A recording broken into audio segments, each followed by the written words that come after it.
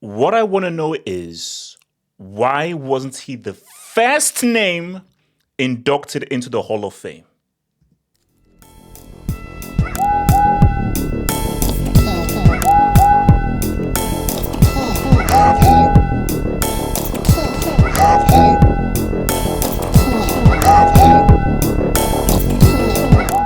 It's long overdue. Long overdue. And you see, I have had to not accept, but I've had to listen to incredible abuse that have quite frankly hurt my feelings. I've had to listen to extreme slander and abuse about Hazard's weight, about his Real Madrid tenure. But what we're not going to do is to deny this man's greatness. And what we're not going to do is to deny how amazing he was for Chelsea and his impact on the Premier League. So shout to these guys again. Long overdue. Eden Hazard is inducted into the Premier League Hall of Fame, one of the most entertaining talents we have witnessed. You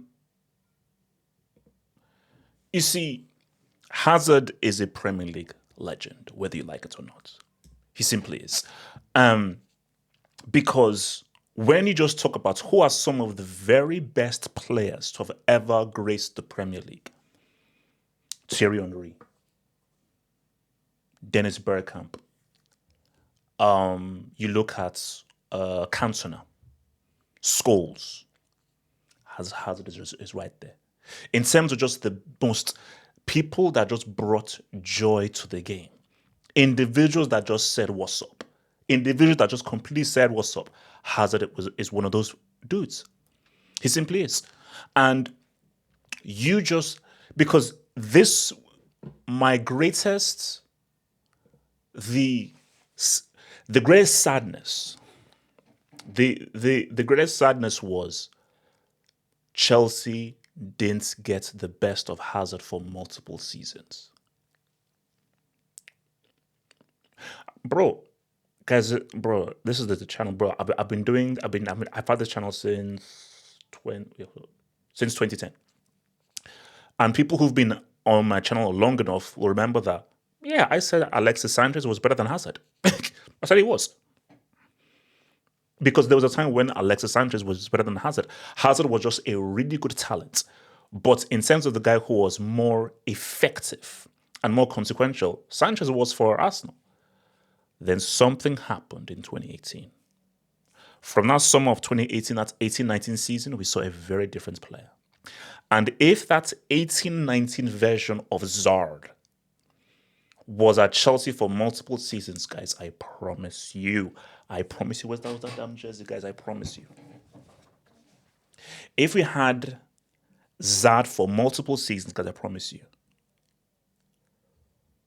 we're doing a three-peat. We're doing a four-peat. And guys, we're doing that treble. It's an easy treble. It's like the treble it'd be like really easy. It'd be really easy. So that's just my sadness. But here's the thing though. So just think about it. Hazard's best season was his last season. It's almost similar to Cristiano, where Cristiano's the best versions of Cristiano was his last two seasons for United before he now went off to Real Madrid. But Hazard was amazing, bro. He had amazing moments throughout the season. I mean, bro, you remember, of course, the goal against West Ham, but even prior to that, the goal against Arsenal where he literally bounced off of Coquelin, and just some amazing things he was able to do as an individual, where Hazard could win a game by himself.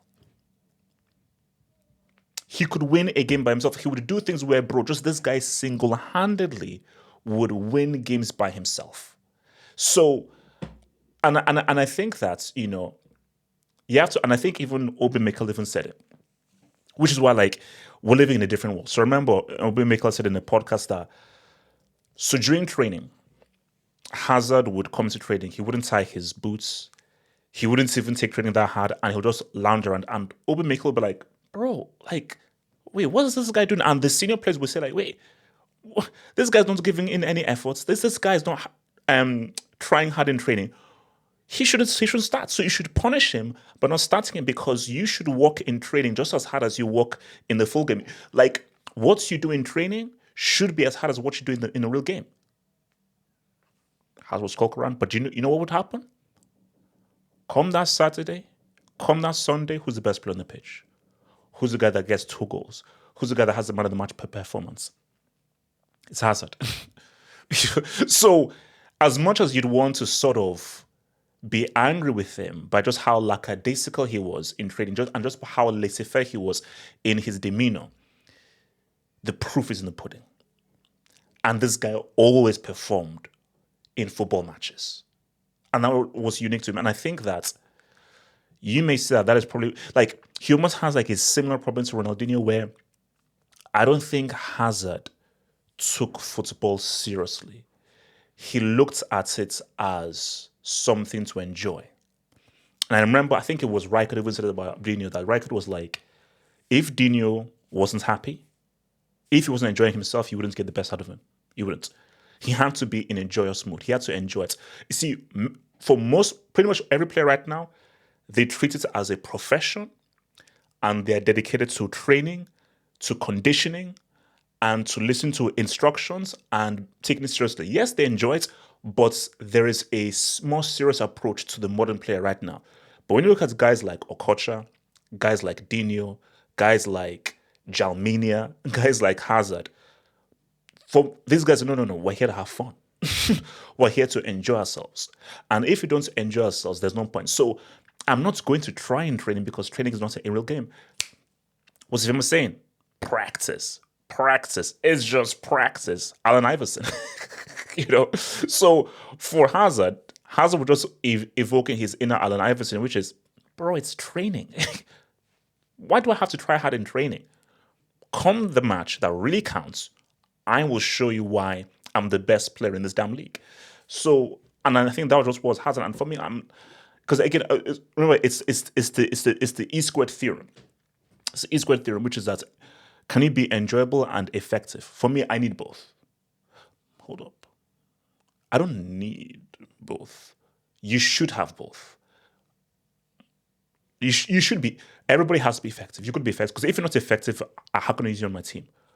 But if you can give me that two flex of being effective and enjoyable, then you're in a whole different plane, which is what your boy Hazard was. So last thing before we go here, bro. So these were the inductees. So I believe Gary Neville got chosen.